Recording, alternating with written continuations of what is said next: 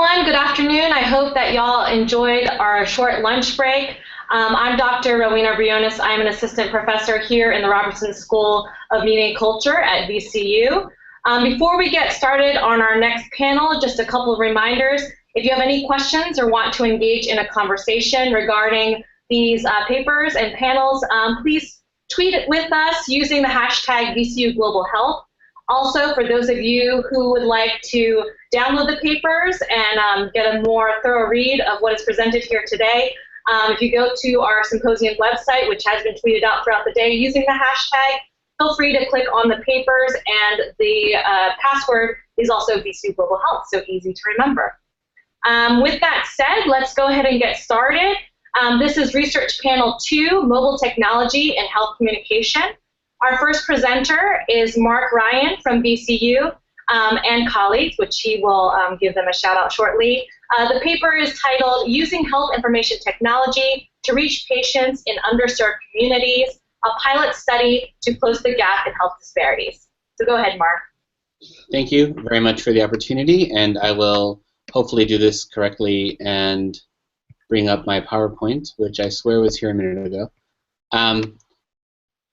So, as was mentioned, I'm here on behalf of a group of colleagues that worked on this project together, and the folks listed here I think are worth mentioning just in part because I'm there as the first person listed, but two of the other folks there, Jonathan Yoder and Jason So, were both students of ours in our medically underserved honors program that we have here at VCU. So this was research that was started by Jonathan Yoder as part of his capstone project when he was a fourth-year medical student, and then was continued by Jason So when Jason took over in his capstone year.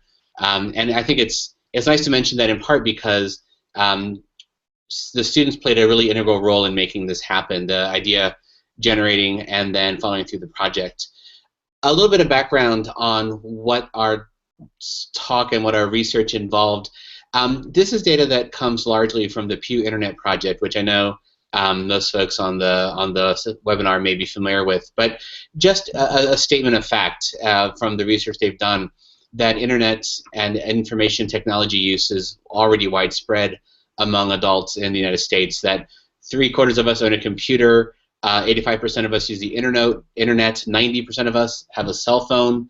That a good number of us in the U.S. already use our cell phones to go online, to access the internet, and if you happen to be one of the nearly half of Americans who owns a smartphone, most, 90% or more of those folks with smartphones use their cell phones to access the internet.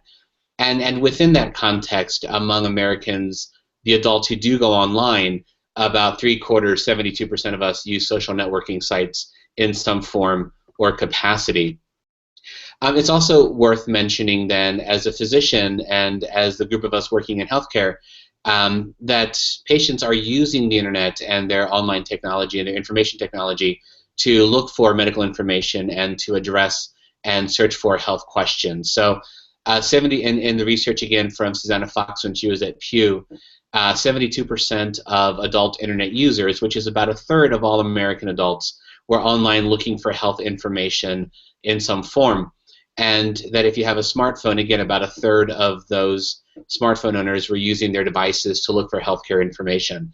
When I speak to physicians and other physician groups, this is a point that I think is really an important one to make, that patients are already in this space, patients are already using these tools, patients are already involved in looking for information, and as healthcare folks, there's a bit of a gap in our comfort level, willingness to engage, and familiarity with these approaches to information gathering.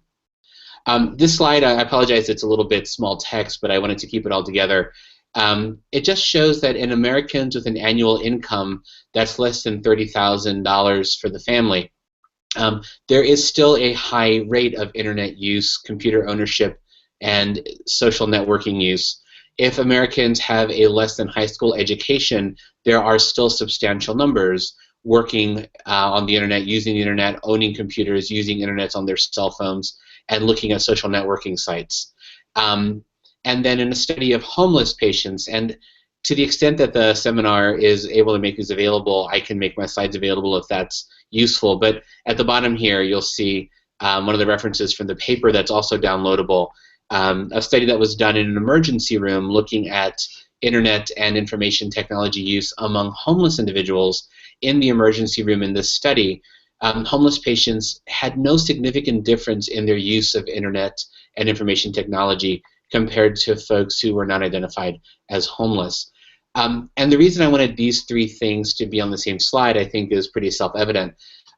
My work in clinical practice is in a medically underserved portion of South Richmond, and the students and the folks we work with as faculty are oftentimes students looking at careers in medically underserved areas, and the folks who are in those areas, the folks that we work with who may be low income or have lower levels of formal education, it's still important to recognize that they have equal or similar access to online resources and technology as the American population as a whole. Not the same, but fairly similar.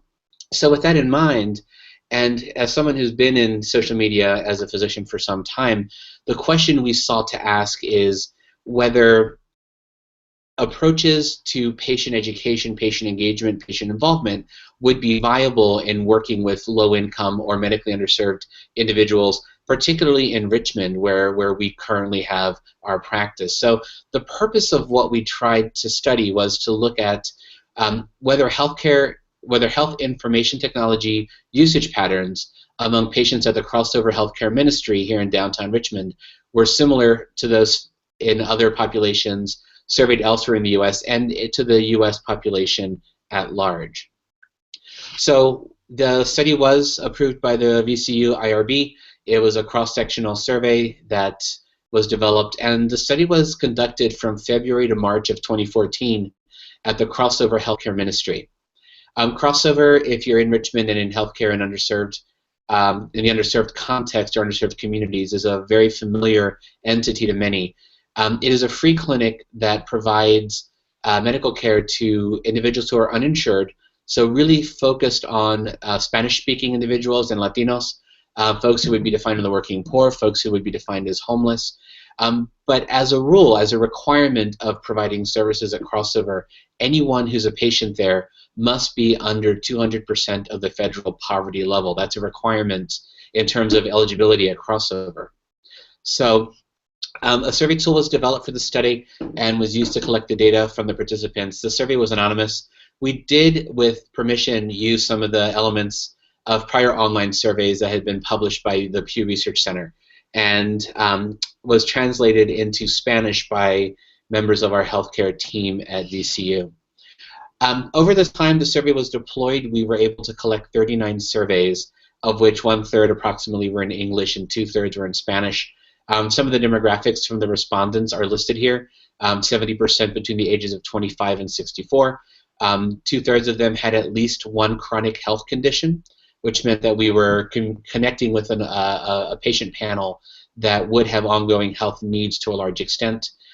They did rate themselves in their subjective healthcare rating as good or fair most of the time, and rated their access to healthcare as good or excellent about 2/3 of the time. And consistent with other data I mentioned earlier, 92% of the individuals that we surveyed own some sort of IT device. Now, in terms of that, the majority, 92%, the device that they owned was at least a cell phone. 92% of the folks we worked with had at least a cell phone, and many of them, more than half, 59%, had used a cell phone to send or receive an email, so they were using it for digital information sharing. And when you broke it down to some specific actions, about 1/3 of our respondents had used a cell phone to send or receive text messages, access the internet, use a social media application of some sort, or to access health or medical information, which was defined fairly broadly, as is clarified further in the paper if you are so inclined to read it. Looking at the internet use within our cohort, 72% of our survey respondents indicated having been online to use the internet, of which approximately half of our population had been using the internet for email, and again approximately 1/3, or a little bit over 1/3, had used the internet to get online news, to research some sort of product or service, or to use a social networking site. When we then dug into the question a bit more specifically about healthcare and health information, 2/3 approximately of our survey respondents had used the internet for health and for medical information, to look for medical information. The vast majority of those who had used the internet had at some point sought information about health and medical information. And about 2/3 of those who completed the Spanish version of the survey indicated having used the internet for health or information seeking in the healthcare setting. And going back to some of the other categories listed on the previous slides, again, about 1/3 of the respondents had been using the online access to search for health or medical issues, posting health-related material online, which could be posting on a social networking site or a blog or something of that sort, or had used a social networking site for a health-related activity. So to take some of the discussion points that we thought were important, about a year ago, the Commonwealth Fund had looked at access to internet technology, information technology on the clinical side. And the report suggested, first of all, that cell phones may be a valuable tool in enhancing healthcare for vulnerable populations. Of the safety net clinics they surveyed, only a small proportion were using cell phones in patient care. And the majority of that usage was really just to provide one-way information about basic healthcare interventions, such as reminding patients about an appointment, or reminding patients about an immunization or something that might be relevant to them. But they were not really using the tool in a meaningful way for patient engagement or patient activation. And that was largely because of funding or a lack of human or IT resources, which led to the discussion that there's a great disparity, we know, in the United States in health and healthcare access. But in fact, there's little disparity in between internet and information technology use between the general population and subgroups such as Latinos, working poor, or the homeless, which we believe suggests a window of opportunity through which information technology could be used to improve health and healthcare access for low-income populations. Looking at it from a clinical standpoint, a willingness and an ability to provide patient information via online resources could allow clinicians to provide patients with information about their own health concerns as well as broader public health issues, always making the caution that we're not going to practice medicine in this environment. There's a lot of reasons why that would be a really bad idea, but that one could potentially engage patients in general terms about diabetes or hypertension or influenza vaccines or whatever it was in a way that could help patients take more ownership of their health care. And that rather than the patients feeling that they must go and look generally at the web, looking at WebMD, a friend of mine likes to say, what if they could find my MD? What if they could find information provided by or curated by their own clinician or their own clinical team? We also believe that online and mobile IT tools could serve to enhance patients' access to healthcare information in a way that really enhances patient knowledge, patient self-management, and potentially impact health outcomes. And that patients then with this ability to get information and learn more and keep up with information about their health condition, they can take more of an active role in their care outside of the medical setting. Being that we are physicians and medical educators who are authors on the paper, we also thought it was worth mentioning the implications this could have for medical education, that as communication in general, but also in the healthcare setting through online portals and such, moves in the direction of using mobile and digital IT tools, that we need to be thinking about how to prepare our students with skills to communicate in these arenas, that it is a particular way of engaging with patients, and that we need to start thinking about how we would teach that to students. So medical schools and other professional schools may need to start thinking about how we're going to prepare graduates with the knowledge and the skills and the attitudes to communicate effectively through online communication, asynchronous communication such as email, portals, via IT devices, etc. So in conclusion, in this pilot survey, access to and use of mobile devices and online resources were comparable in our free clinic setting with those seen among national trends.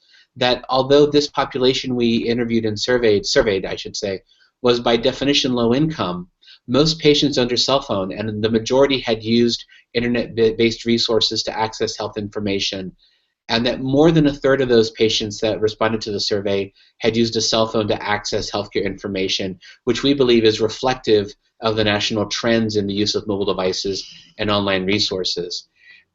The fact that an increasing number of Americans are looking online for health information, we believe creates an opportunity to engage patients and provide information where it is already being sought. And the reality that most Americans already have access to IT devices such as cell phones creates a rich opportunity to communicate with patients in a manner that might be more efficient and more convenient for physicians and patients alike. So that's the last slide. There's my email should folks have any specific need or desire to contact me, and then I suppose we have a few minutes for Q&A now or towards the end of the panel. Mark, we're going to do all of the Q&A after all the presentations. So folks, if you guys have any questions for Mark and his team, feel free to send them via Twitter using the hashtag VCU Global Health, and we'll get that squared away after all the presentations. So thank you, Mark. Thank you. We're going to move on now to the next presentation. It's Laura Crosswell at the University of Nevada, and her presentation is titled "The Doctor in My Pocket: Examining Mobile Approaches to Personal Well-Being." All right, hi everybody. I hope you are able to see and hear me. First, I'd like to thank Marcus Mesner and VCU for organizing and hosting this event. I'd also like to thank the expert participants who contributed to this research. In this study, I examined the mobilization healthcare movement and its influence on public health behavior. Today, we are seeing a dramatic shift in the ways in which patients consume health and medical information. The internet is one of the most frequented resources for health concerns, and more patients are now first turning to the internet rather than their physician for healthcare advice. The majority of that information is user-generated content. So patients are more prone to turn to online news groups and blogs to read about firsthand experiences with healthcare issues, more so than going to their physician for advice. Because of the influx of information online, it's becoming difficult to separate what's credible, what's not credible, commercial material from non-commercial material, and information from misinformation. Therefore, we're starting to have concerns about information security, information accuracy, the volume of information, personal examples that may not apply to broader populations. Therefore, it's really becoming difficult for public health professionals to break through the noise that separates health initiatives from targeted audiences. We're seeing health professionals and mobile techies teaming up in order to break through the noise and better reach targeted audiences. Hi, Laura. Sorry, I don't mean to interrupt you, but I don't know if you're trying to advance the slides, but it's not showing up on our end here. So. Oh, it's not? No, I just want to give you a heads up on that. Okay, so is it still on the title slide? It moved now, but the first couple of minutes you're speaking, it was just on the title slide. Okay. So hopefully we're okay now. Let me know if we're not. Are you seeing it? No. Okay. Are you moving forward once? Yeah. Should I just do it? Now. Yeah, it's moving now, so we should be good. Cool. Thank you. So again, we are seeing health and professionals kind of teaming up in order to break through the noise and reach targeted audiences. We're seeing that traditional induction techniques to audience buy-in are shifting as digital capital gains favor. And we see this all across the consumer market. Democratized communication platforms kind of remove the financial restrictions that limit information access and distribution. So new media structures promote social engagement more so than financial resources or financial power. In other words, the new media structure evens the playing field. So now the problem isn't access, but rather breaking through the clutter in order to reach that audience. In addition to the changes that the internet's bringing, communication platforms are also changing. So Chris Anderson wrote that over the past few years, one of the most important shifts in the digital world has been the move from the worldwide open web to semi-closed platforms, or apps, that use the internet for transport but not browsers for display. And indeed, we do see that digital platforms and touchscreen interfaces are leading the health communication transformation.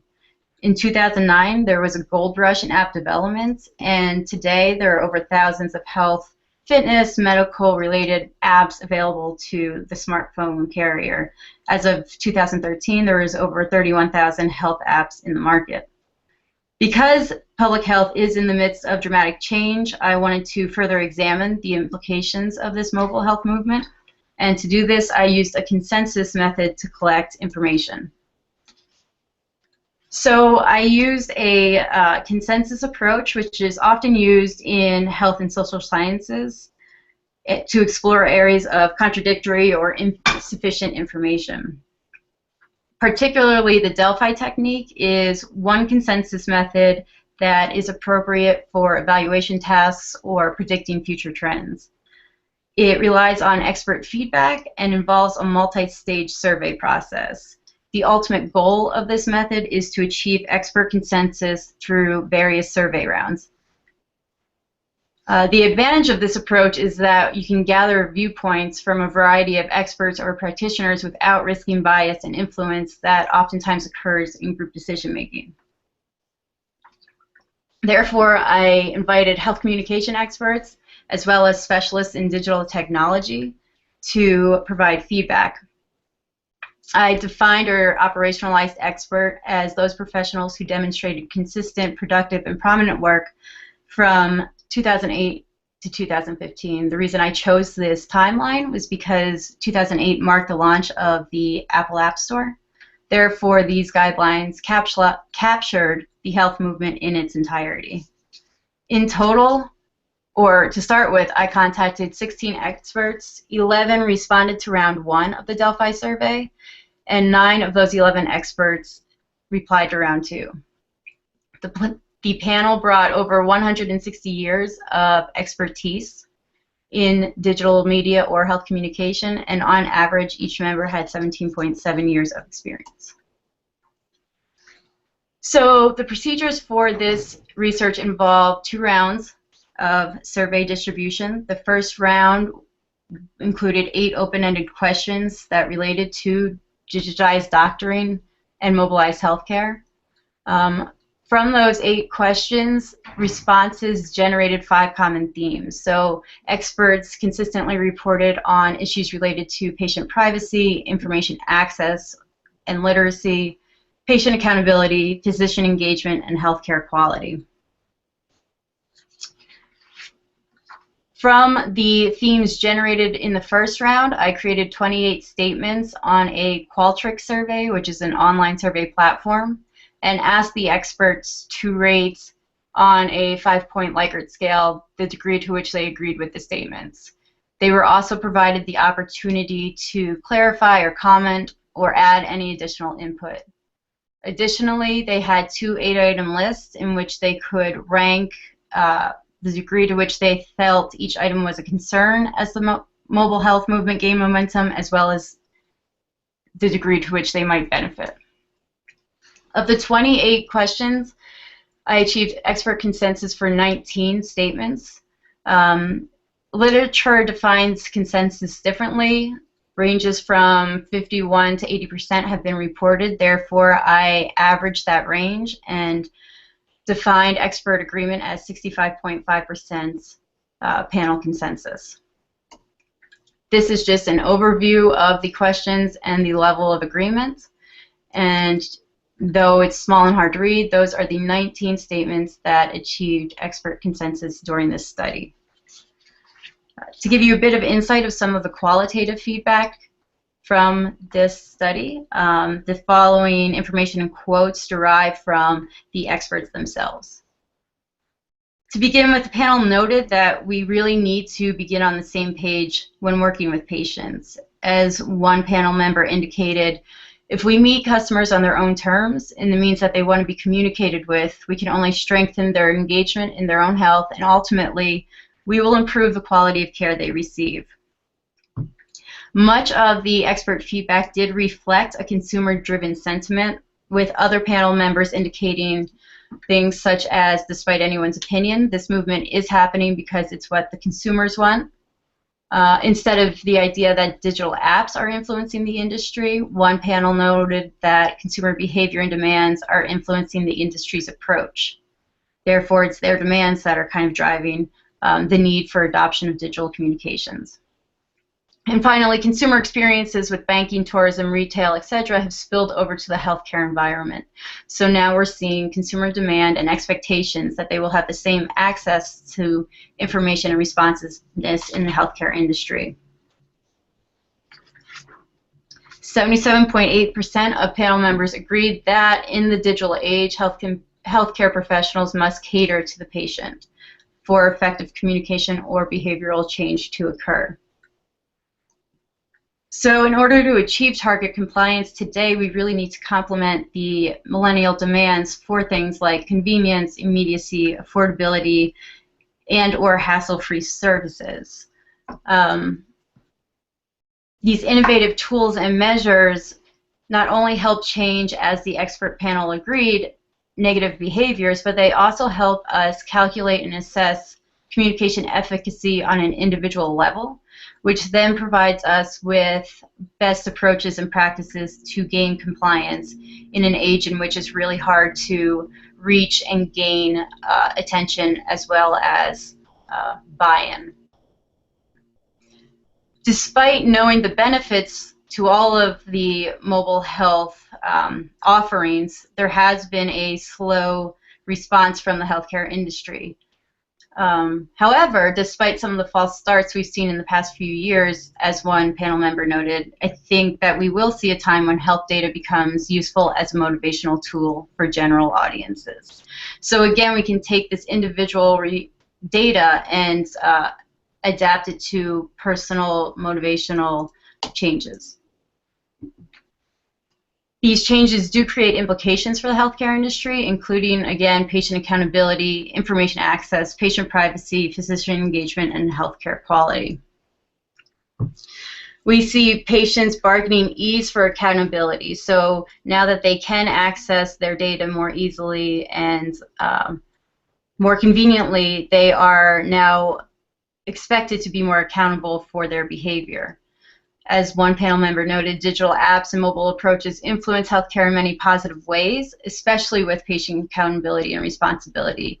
Now they kind of have personal mentors and coaches that will track and record their progress, which is something that physicians can't do as frequently as they might like to truly impact the healthcare behavior. However, the accountability is dependent upon equal access and understanding of these healthcare directives. And while consensus agreed that there's great potential for equal access, mobile apps are in fact not reaching those in greatest need of assistance. According to the panel, the mobile health movement as it stands right now will ultimately leave certain publics behind, such as low-income populations or those populations with low digital literacy. In terms of information literacy, we were unable to reach expert consensus. Some panel members reflected sentiments such as often patients have diagnosis for themselves when they arrive for a visit, and even if there is data or evidence to suggest the diagnosis to be different, it's a struggle to convince the patient otherwise. However, other panel members indicated that anytime people have more access to information, it's a good thing, and it's actually our responsibility to teach individuals how to be good consumers of this information. In regards to patient privacy, the panel reported that it can be a challenge and distraction, but both can be managed, and the potential for good outcomes should push us forward in this movement. It all depends on the right training and correct implementation. Otherwise, there is potential for negative outcomes. In terms of physician engagement, it was reported that mobile apps will help doctors more efficiently monitor patients and additionally further promote participatory healthcare and patient accountability. However, Doctors have been reluctant to embrace new technologies, whether it be out of fear of malpractice or just the inability to respond in a timely manner should questions arise from these new applications. As one panel member reported, some providers love that patients can use an app to contact them and appreciate all the possibilities that technology allows, and others not so much. From that panel member's research, they know that patients who do receive text from the organization, whether it be for maternal depression or parenting, whatever the case may be, all feel more connected to providers, which is always a good thing. Ultimately, digital strategies can and will enhance the doctor-patient relationship, but there will be growing pains ahead as we all learn how to extend our relationship into the digital realm. It was agreed that mobile health efficacy does depend upon physician involvement in these implementation practices. And also, the panel reported that doctors that use new communication platforms seem to be more engaged with patients. In terms of healthcare quality, there are current challenges, obviously, but tremendous benefits are in store. The panel agreed that the mobile health movement does derive from this kind of virtue of efficiency. However, that's not taking precedence over quality care. As one reported, advances in communication platforms will only help patients and the industry as we move from one-to-one communication in healthcare to the more affordable and scalable one-to-many strategy.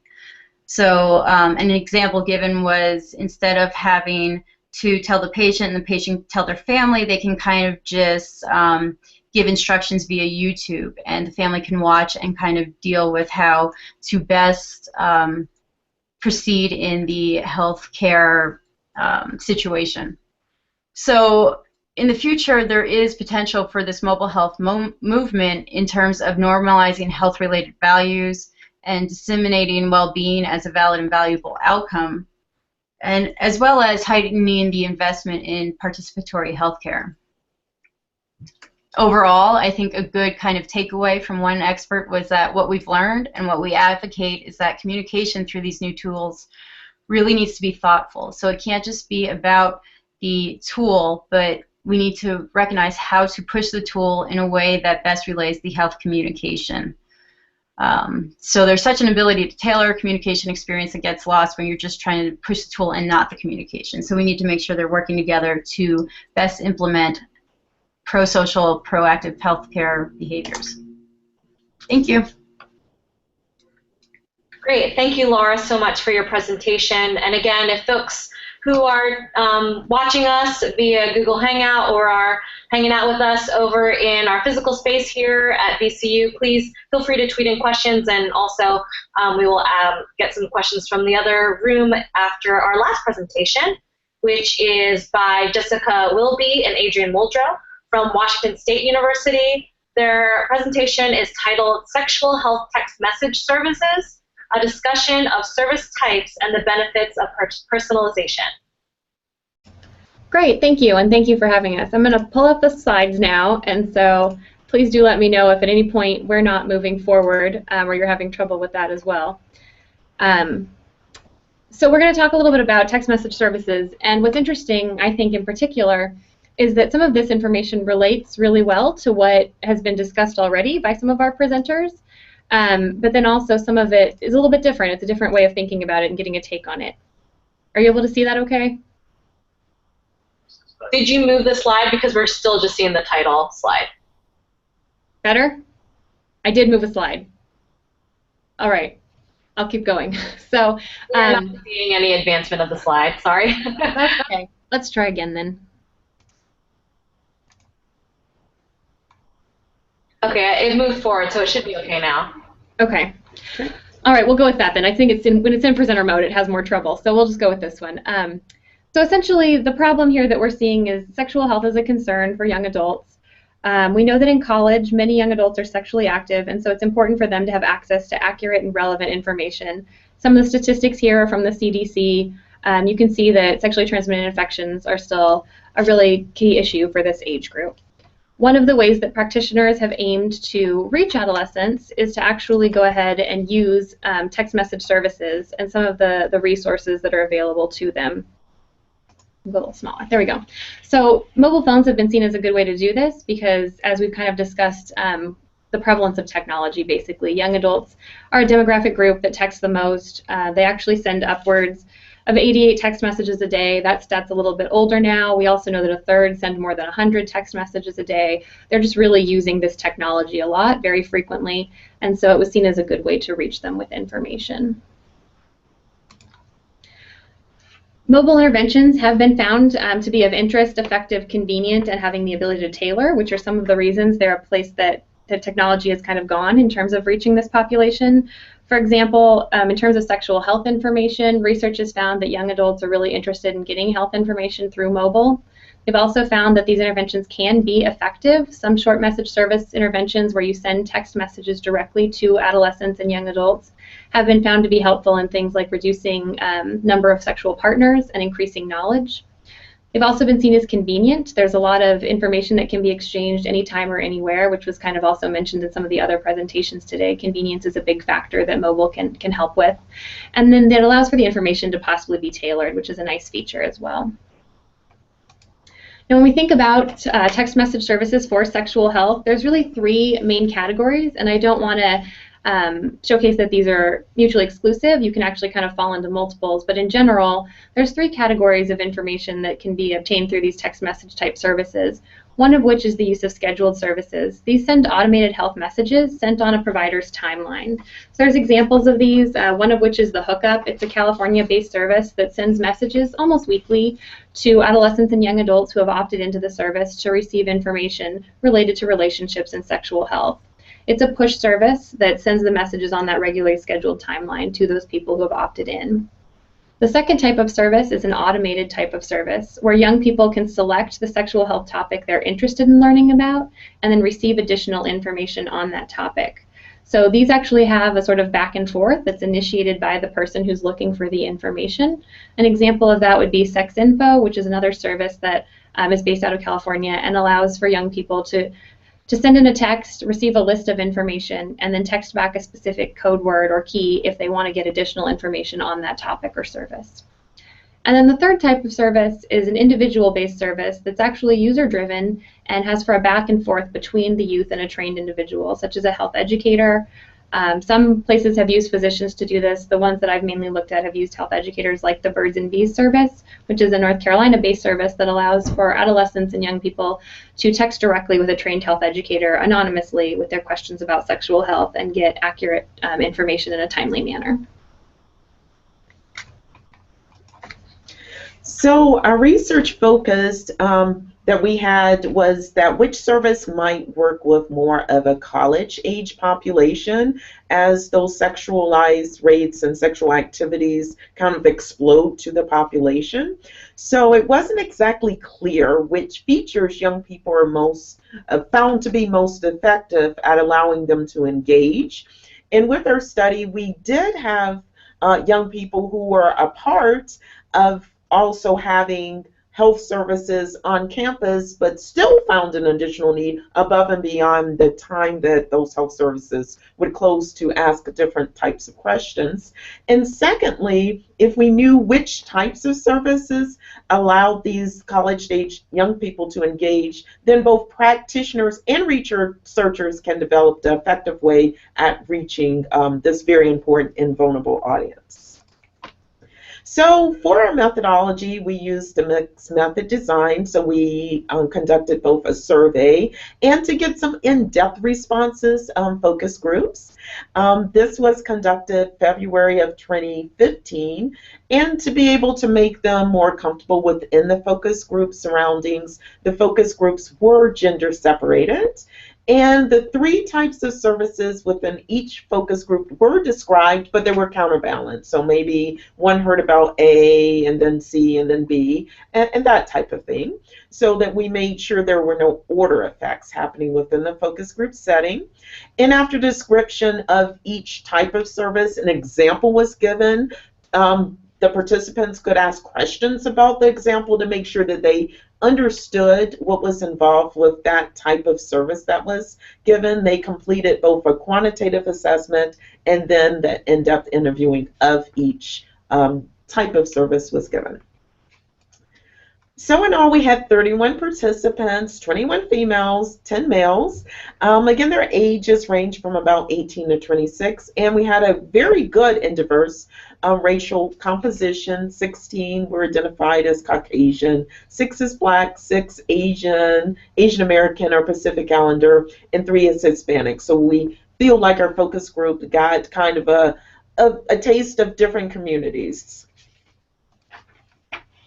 And then for our basic results on a quantitative fashion, of course, they felt that individual service with the health practitioner, where they can have more or less a text conversation, was the most beneficial. They felt that it was most useful, it responded better to their needs, convenient, trustworthy, and in fact, overall, the most interactive. So this speaks to some of the data that have been given by our previous panelists regarding usefulness, interactivity, and convenience that millennials are seeking. And while we want to highlight that they saw these as highly useful, it also is clear that for the most part they found all of these different service types as more than somewhat useful. They actually had some interest in them, and we'll talk about that more so in the qualitative findings as well. So in terms of our qualitative findings, one of the biggest ones was that they just wanted personalization of everything. They essentially wanted some levels of control in terms of the messages themselves, the content, but also the features of the services and the systems. The personalization piece was really a running theme throughout the whole discussion that they had. So tailoring is one piece of that. Here's a quote: if you aren't interested in the topic of the week, then you're like, well, I wish they had sent me a better one because everyone's interests are different. As you can see, they're talking here about those regularly scheduled systems, and they're indicating that really what was happening was, while it was nice and it was good to get this information, they wanted to actually have a say in which types of information they would get. So general sexual health information might not be exactly what they needed. Maybe they needed something specific to this one particular area, and they wanted to have a way to perhaps select options at the beginning to indicate which ones would be most relevant to them. Timing was another area that ties back into this personalization piece. They talked about how they liked the option of texting with a health educator directly because you had this option of using it when it was a timely issue. So the example there about a condom breaking and somebody being concerned, they felt like a text was kind of a first step. It wasn't the end all in that, but it was a good first step they could take. And they also then talked about timing of regularly scheduled messaging, feeling that if it was something they'd be getting weekly, in particular, it might actually be too much. They didn't necessarily want information that frequently.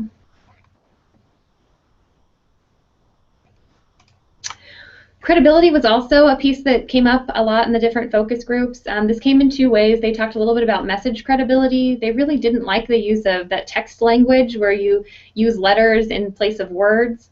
That came up a lot as actually decreasing the credibility. They felt like it wasn't really something that they could relate to, even though some of them did use that type of language in their own text messages. And then they also had a preference for a trained or certified individual on the other end of the line, especially with those two-way systems. While they were interested in the idea of having a health educator, they still wanted to know what credentials that person had, what type of experience, how long they've been in the industry. So while the anonymity is one of the nice features these services can provide in those two-way interactions, it actually seemed like they wanted anonymity on their end, but they didn't necessarily feel that way about the other side. They really wanted to know who was replying to them, and as specific as they could get. Another piece that was a really interesting finding was that the purpose was seen as being highly different. And this makes a lot of sense logically, but the fact that they understood how they could see each one being beneficial in certain situations was interesting. They recognized that scheduled messages would provide information about topics they weren't aware of that could be helpful in the future. So even though they wanted to have the opportunity to personalize, they occasionally wanted messaging to come in that wasn't exactly what they'd said they'd been interested, but could be relevant to them. They kind of wanted this Pandora for sexual health, where you could like things and get more information on that topic, but also occasionally get a new piece that was a little bit different. So the music players came up in that. And then they also saw the benefits of services that let you communicate or pull information down from a system, because you actually can find the information you're looking for specifically versus this kind of more broad level of information. They did have some concerns, and these kind of varied in terms of where they were, in terms of exactly what they focused on. So embarrassment, for example, they were concerned about embarrassment from having messages pop up on their phone at inconvenient times and having other people see them. They felt that the anonymity did provide them with a feature that allowed them to ask embarrassing questions, but they didn't necessarily want their friends or their parents or somebody else to see those messages and then be embarrassed by that. There also was a concern that the young adults mentioned about having these actually being seen as a replacement for seeing a provider. They were concerned that some people might think that if you can get information via mobile, you might think you don't actually need to go see somebody for an actual health issue, and that was a feature that they were not excited about. They wanted to make sure people were getting appropriate medical care when necessary. And then text message systems were also seen as a way to maybe get around some of these barriers related to location status in class. They felt like there might be barriers that kept people from actually seeing providers, but that these text messages could help kind of provide reinforcement to how you could get to and get those services that are needed. And this is evidenced through the different types as well. A lot of the different types have options where you can use location-based services to find out about where you can go for screenings and things like that. So they were picking up on that, it seems. So to discuss these findings somewhat, we really think that in future interventions, it makes sense for them to try to serve multiple purposes when they can. Obviously, different organizations have different intentions with what they're trying to do with their systems. So adolescents and young adults do want to be able to get specific answers, but they also like the idea of exploring new and relevant information. One of the ways that you can do this that seems to be really useful for young adults is to tailor the information based on their input. This can include input on timing of the messaging. They're interested in choosing somewhat when they get it, how frequently they get it, but also the content itself in the messages. And the interactivity piece can come back into play here as well. By having them have some say in terms of the features of the system and how it responds to them, they actually feel like they have some of that control and that personalization that they're really looking for. Of course, as with any study, there are a number of limitations, one of which is our sample was young adults in the Pacific Northwest and Eastern Washington State, to be more exact. So those findings aren't necessarily generalizable to others. Also, we were talking specifically to young adults here. While they do still use these services, many of these are designed for adolescents, a younger age group, and so preferences might differ depending on if you're a young adult or an adolescent. So in conclusion, we really found that young adults do recognize the potential benefits of the various service types, and that regardless of type, the ability to personalize content and features was really interesting to the participants in this study. They really did want to have a say in things, and they felt that that would give them more buy-in. And not only would it help them with being interested in the information, but it would help them with processing the information. When the information was relevant to them and tailored to them, they really felt like it was something they would pay attention to. And then lastly, health practitioners may benefit from creating services that provide young adults with some measure of control over the information provided and how and when it is presented. Obviously, you want to make sure as somebody who's providing this information, you're still getting accurate and relevant information out, but giving them some control over what information they get seems like it would be beneficial to the population. So with that, we're going to go ahead and conclude and send it back to you. Thank you. Thank you so much. At this time, we're going to move it along to the questions. I actually have a couple of questions before we pass it along to folks on Twitter and in our space here at VCU. Mark, I just wanted to comment on how I think it's fantastic that you're looking at underserved populations right here in our community in Richmond and working with Crossover. With that said, I know that part of your last couple slides talks about the challenges, and one of which being lack of funding and the resources in terms of manpower, IT, expertise, that sort of nature, which you know makes a lot of sense. Has your team kind of thought about how to get around these issues? You know, obviously this is a need for underserved populations. So I would preface by saying, as our other colleagues mentioned in their talks, there is a lot of fear on the healthcare provider side. A lot of physicians, as we heard, aren't real keen about using these tools or sure how to do it. So there's a certain amount of just demystifying the whole thing. But I'm actually working with one of our colleagues here at VCU to develop an intervention at Crossover, again, using an online social media approach to try and invest and evaluate whether we can get patients engaged through social media, and also see how realistic that option would be in a busy clinic that deals with a lot of complicated situations. I think it could be very simple, and I think we tend to fear it's going to be awfully complicated. But as we've just heard, good, well-designed, and tailorable short, brief interactions with people can really make a difference. And we just need to find ways, I think, to get offices and clinicians aware of that and over their fear. That definitely makes a lot of sense. And as a mass comm scholar, I do believe that a lot of folks may overcomplicate it when it can be simple, as you mentioned. Actually, tying in with Laura's presentation, you mentioned the accessibility aspect of this, and I think it's interesting. It seems like everybody has a smartphone now, but that may not necessarily be the case, especially when it comes to populations that Mark's team may be working with, or populations in more rural areas where the technology may not be an option. With that said, when it comes to apps, obviously that's more feasible for smartphone users in particular. Did anything come up in your research? Do you have any thoughts on what to do for those folks, or how to kind of contend with that? Was this for me again? It could be for you or for Laura or anyone. I mean, y'all focused on mobile, so we can have a conversation right now.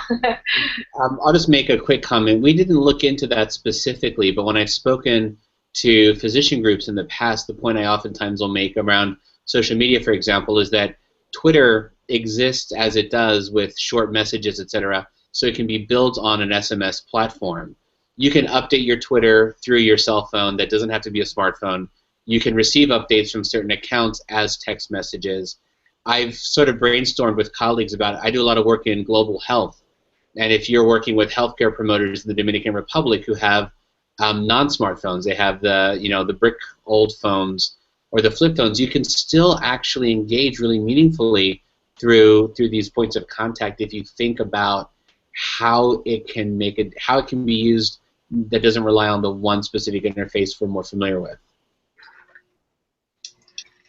Just to add to that, I know that one expert member of the panel reported that a lot of the people in their studies did have cell phones, but sometimes when they sent them updates, they wouldn't have the ability to, I guess, pay for the service, so some of the text messages weren't going through. She said that was a bit of a problem, but again, they all felt that there was large potential, just these few challenges that we need to work with and work around to better distribute and make this accessible for all publics. Yeah, thank you. That definitely makes a lot of sense. And Mark, to your point, I definitely thought of that as I'm starting to make connections with colleagues in South Africa in a similar vein. They all don't have cell phones, and as the literature has shown, there has been success in just using text-based, SMS-based interventions. And Laura, that is an interesting point in terms of paying for text, how we can contend with that as well. So a lot of things to continue doing this work on. In terms of Jessica and Adrienne, my question deals with, and you touched on this a little bit, especially with the qualitative piece, the kind of push versus pull capabilities of mobile. It sounds like that they want to be able to grab information when needed, that getting weekly messages could be a little overwhelming and somewhat annoying. But in terms of engagement, for us in communication, we want to have two-way communication regardless of the channel. So did that come up in your research at all, or do you have any thoughts on how that can be, considered in the future with this work? Yeah, I think that's a great question. What we really see is they want a little bit of both, which is really interesting. They want the opportunity to get the information they want, when they want it, how they want it, and so they like that idea of the two-way feature. But in part, they really do recognize the benefit of the one-way system where you can send information out. And I think from the provider perspective, if you're a health educator or you're working for an organization, you do want to have sort of that marketing opportunity to kind of push your messaging out and get them information that's relevant as well. So systems that could have some sort of back and forth seem really like the most beneficial, as long as they could maybe also incorporate those features that allow them to get information that would be relevant and pertinent. Well, I just wanted to comment that your study in particular spoke to my heart. My dissertation actually focused on sexual health and how young adults use the online space. So I'm going to throw back another question dealing with the invincibility issue that comes with young people in sexual health, and that they are aware of issues and risk associated with sexual health, but not necessarily think that they're susceptible to that. Did that come out in your work as well? And were there any thoughts on that issue? Some of that did come up. There was definitely some of the third person effect happening where they would say, this would be useful for my friend, but not for me. I don't need this sort of a service. They only would really talk about that in terms of if they could think of a very specific example where they would have needed to solicit that information themselves. So I think that's also why they recognize the use of the one-way system. Even in that case, they often talked more third person. It'd be helpful for my friend to maybe find out about domestic violence before something happened. But, you know, the same idea would still work for them as well. It would be helpful. It's just harder for them to recognize sometimes because of that invincibility feature. Absolutely. I mean, that definitely makes a lot of sense, being that sexual health is such a personal, private issue that maybe they might not be as open to disclose on a space. If we say, hey, I have this problem, but maybe my friend might find this useful. Exactly. Yes, always the friend. Yeah. Laura, related to something that I've dealt with in my personal experience when it comes to mobile apps and personal well-being and health is the accountability piece. I know that some folks, some of the experts that you spoke to spoke of that, but let's say, for example, you know, MyFitnessPal. I don't like to track what I eat and when I exercise. So how does that, you know, play into keeping folks accountable, but keeping them motivated and keeping it sustainable so that it actually makes a difference with your positive and beneficial health practices? So the experts seem to agree that these digital apps make it possible for real-time feedback. Any type of feedback will help promote behavioral changes, and these types of apps make behavioral changes fun. So to a degree, it will help keep the patient accountable, as well as physician reminders, you know, take this medicine or do this. The fitness apps help track personal data, so you do have the tools to, you know, take accountability and participate in your own healthcare and personal health, but you need to, you know, you need to take responsibility for that. So it works to a certain level, and then, you know, you have to want to do it, I guess. Yeah, definitely. I just knew that's my 2016 goal, right? Be more accountable. So before, I have one last question for y'all, then I'll shut up and pass it over to my colleagues in the other room and on Twitter. But this is for all of you just, and generally, I know that with a lot of this research when it comes to digital technologies, mobile health, e-health, there's always concerns, and this was mentioned by folks on this panel all throughout in terms of concerns with privacy, confidentiality. You know, if you're sending data over text message or other means, you know, that can, you know, there are definitely concerns related to that. Do you know, in terms of the work that you presented here, or maybe other research you've done related in this vein, do you have any thoughts on that? Because that's definitely something that has come up in my own research. I can say just on my side, it is a big worry on the clinician side for sure. Whenever I speak to doctors' organizations, it's one of the biggest things that people jump right to, both for legal reasons with the laws around healthcare information, but also just common sense. I think two ways to address it. One is there are perfectly legal ways and appropriate ways and proper ways to communicate with folks that don't require that much personal information. You know, you can speak to a room of people without speaking to a person and still get your message to the right audience. The other thing is, I looked into this a little bit on the healthcare side. We were trying to start using some sort of secure messaging system in our office, and the health system didn't find a product that they liked, but I did find some that were available that use secure systems to send information back and forth. A secure messaging app, for example, perhaps instead of just an SMS text, which I don't know the specifics behind it. I'm not tech savvy enough to say, but it seems like they're out there. It seems like they're very much out there, and it's a matter of making folks aware of them, making them accessible, making them hopefully not terribly expensive for smaller groups, smaller practice individuals who might be looking to connect with at-risk organizations or people, etc. Any other thoughts from the other panels before I pass it along? Okay, Scott, what have we got out in the Twitterverse / in the room on the other side of this building? Hello, thank you, Rowena. Is there this is probably for everybody, is there a different level of credibility for information that is online versus mobile versus one-to-one communication with your doctor?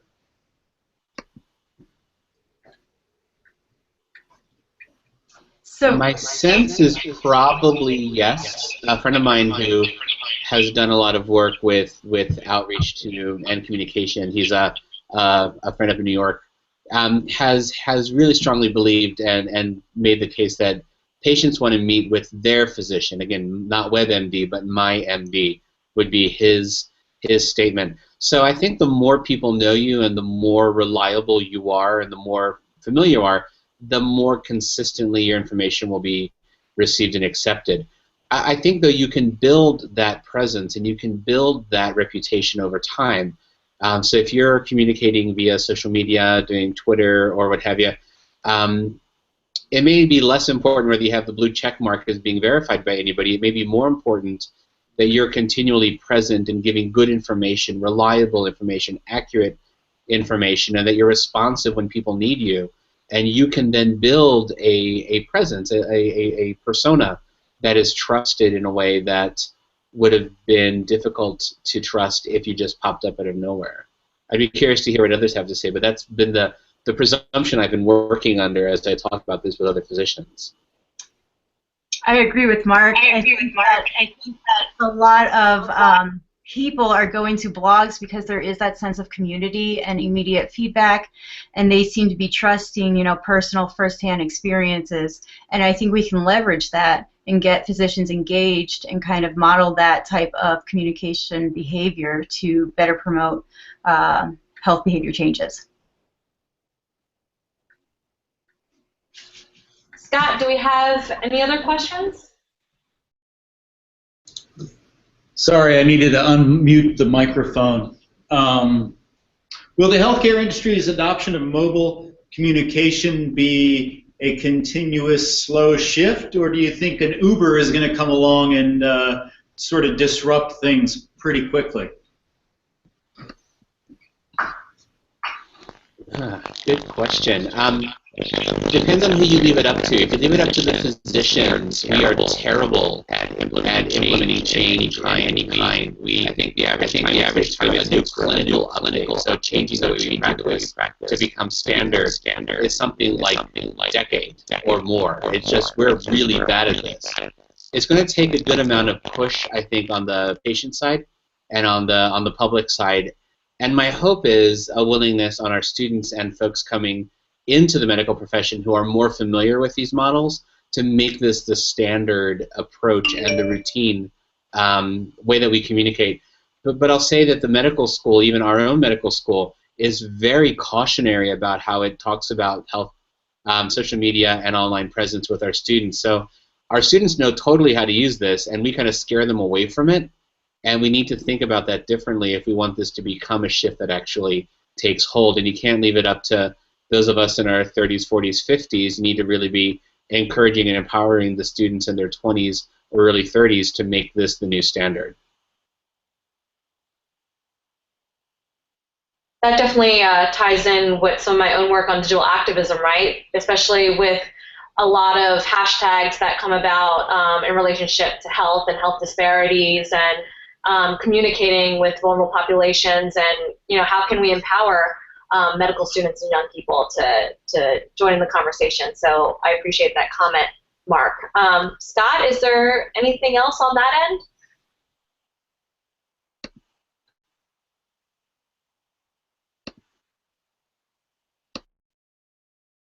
end? No, we are done in the audience room. All right, fantastic. Do our panelists, do you have any final comments or thoughts based off of this afternoon's conversation? No? I just want to thank you all for organizing this. This was great. It's fun to discuss this with other scholars interested in this area. Yeah, definitely. We should do a mega project just based on, the themes that were discussed in this afternoon session. So thank you all for participating. Thank everyone who's here with us either physically or in the online space via Twitter. We ended a little bit early, but sit tight. We have our last research panel of the day. So thank you folks who have stuck with us throughout the whole day. It will start at 3:15 p.m. It'll be moderated by our fearless leader, Dr. Marcus Messner, on the uses of social media and health communication. So thank you so much to our panelists and to our audience members out there who are participating and engaging in this important conversation about health and digital technology. And we will see you in just a little bit. Thank you.